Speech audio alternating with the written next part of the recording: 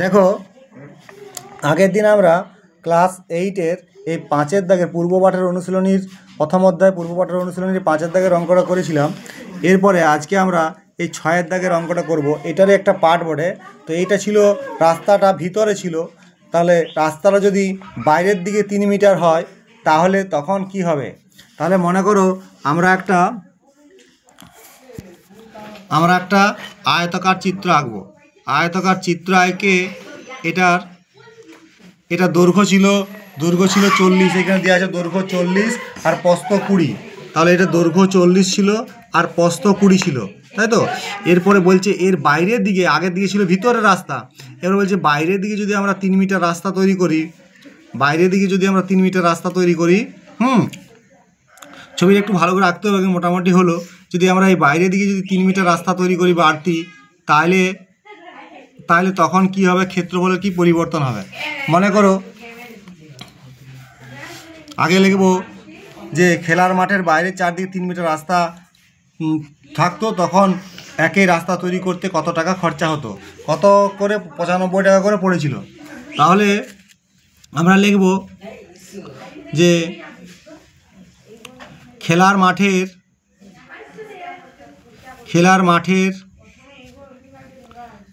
মাঠের পূর্বে ক্ষেত্রফল ছিল কত। ক্ষেত্রফল মানে কি বলেছিলাম, দৈর্ঘ্য গুণিত প্রস্থ। তাহলে দৈর্ঘ্য 40 আর প্রস্থ 20। তাহলে 40 গুণিত 20 বর্গমিটার, ঠিক আছে। তাহলে 4 দুগুণে কত হয় 8, আর দুটো শূন্য আছে, দুটো শূন্য নামিয়ে দেবো। তাহলে সোজা গুণ 4 দুগুণে 8, শূন্যর গুণ করা সোজা, 4 দুগুণে 8 আর যটা শূন্য থাকবে নেমে যাবে। তাহলে 800 বর্গমিটার। কত বর্গমিটার? 800 বর্গমিটার। এবারে বলা হচ্ছে যে রাস্তা যদি 3 মিটার বাইরের দিকে থাকতো, এইখানে যদি 3 মিটার রাস্তা থাকতো, এই যে এই রাস্তাটা যদি 3 মিটার থাকতো, তাহলে তখন কি হতো, 40 প্লাস 2 গুণিত 3, মানে দুবার দৈর্ঘ্য দুবার প্রস্থ আছে তো। আর এটা 20 গুণিত 2 গুণিত 3, তাহলে কি হবে, তাহলে এটা খেলার মাঠের পূর্বে ক্ষেত্রফল ছিল। এখন যদি 3 মিটার রাস্তা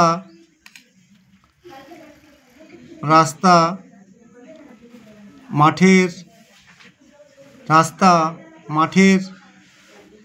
বাইরের চারিদিকে থাকে,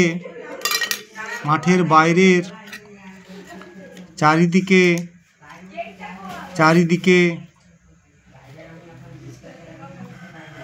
থাকে, তাহলে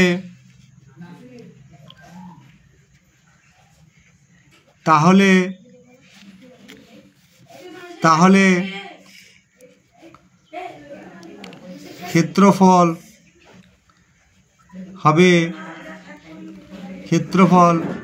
হবে কি 40 আর 2 3 কত 6, 46 গুণিত 20 আর 2 3 6, 26 বর্গমিটার। বাইরের দিকে যদি রাস্তা করে তখন দৈর্ঘ্য প্রস্থটা তো বাড়িয়ে যাবে। 40 ছিল, আবার দৈর্ঘ্য বাড়িয়ে যাবে 6, দৈর্ঘ্য ছিল, প্রস্থ 20 ছিল, তখন আবার প্রস্থ আবার দুদিকে, এদিকে প্রস্থ আছে, এদিকে প্রস্থ আছে, এদিকে 3, এদিকে 3, 6 বাড়িয়ে যাবে। কি এদিকটা প্রস্থ আর এদিকটা দৈর্ঘ্য।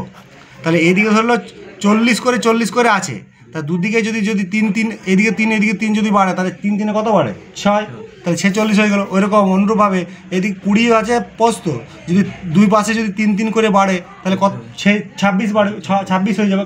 20 আর 6 26 হয়ে যাবে। তাহলে এটার আমাদেরকে গুণ করতে হবে।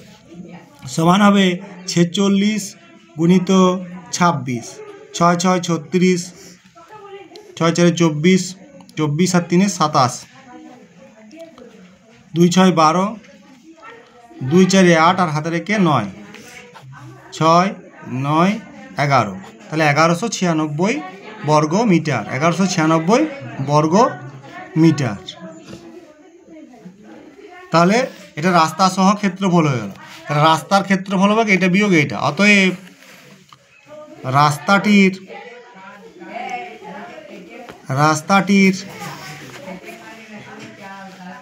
ক্ষেত্রফল হবে,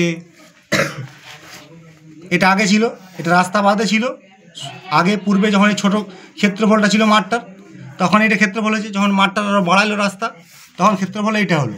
তাহলে রাস্তার ক্ষেত্রফল কত হবে না এইটা বিয়োগ এইটা, রাস্তা শহর থেকে পূর্বে যেটা ছিল সেটা বিয়োগ করতে হবে। রাস্তার ক্ষেত্রফল হবে 1196 মাইনাস 800 বর্গ মিটার সমান হবে 1196, 11 8 9 10 11 মানে 396 বর্গ মিটার। তাহলে রাস্তাটুকুর ক্ষেত্রফল কত বেরোলো 396 বর্গ মিটার। কি বোঝা গেল? মোটামুটি। তাহলে আমাদেরকে সূত্র মনে রাখতে হবে, আয়তক্ষেত্রের ক্ষেত্রফল সমান দৈর্ঘ্য গুণিত প্রস্থ। আয়তক্ষেত্রের ক্ষেত্রফল সমান কি দৈর্ঘ্য গুণিত প্রস্থ হলো। এরপরে দেখো আরও একটা করব, এটা হলো 6 দাগেরটা। এরপরে হলো দেখো 7 দাগের একটা অঙ্ক দিয়েছে। 7 দাগে দেখো কি বলেছে, বলছে একটি আয়তকার চিত্র আছে। দেখো এটা একটা আয়তকার মাঠ বটে, তো এর ভিতরে রাস্তা আছে। এর কোথায় রাস্তা আছে? ভিতরে রাস্তা আছে। দেখো এটা আয়তকার একটি মাঠ, যার এটি 12 আর এটি 8, আর ভিতরে রাস্তা আছে। ভিতরে রাস্তা আছে কত রাস্তা আছে 2 সেমি করে। কত সেমি করে? হ্যাঁ, কিন্তু এইগুলো 12 সেমি, এগুলো হচ্ছে